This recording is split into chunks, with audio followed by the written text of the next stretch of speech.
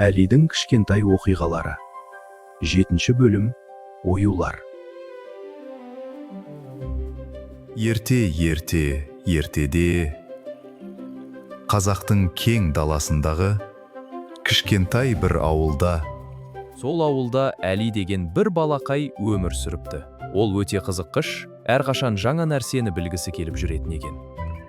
Әли әжесімен бірге дастархан басында отырып, айналасына қызыға қарады. Әли қабырғадағы оюларды көріп, қатты қызықты. Ол әжесіне қарап, сұрақ қойғысы келді.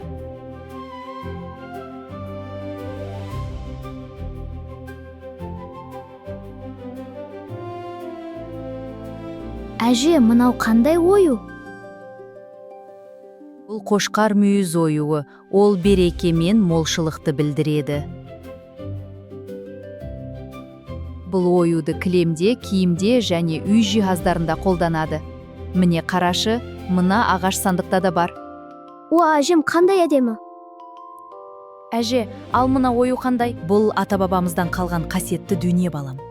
Шынымен бе қандай қызық? Иә, оның тарихы өте терең. Бұл тұмарша оюы. Ол қорғаныштың белгісі. Бұл оюды адамдар өздерін қорғау үшін әшекейлерде және киімдерде қолданған. Әже, ал мына ою қандай? Бұл су өрнегі.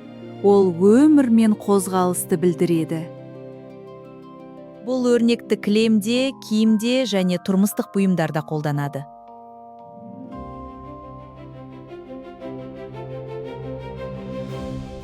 Әже, ал мына ою қандай? Бұл гүл өрнегі. Ол өмір мен әсемдікті білдіреді. Бұл өрнекті кілемде, киімде және сәндік бұйымдарда қолданады.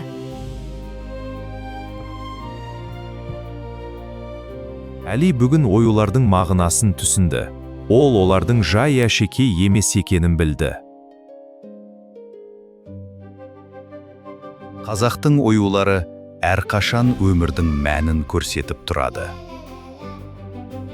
Бұл қошқар мүйіз оюы. Бұл тұмарша оюы. Бұл су өрнегі.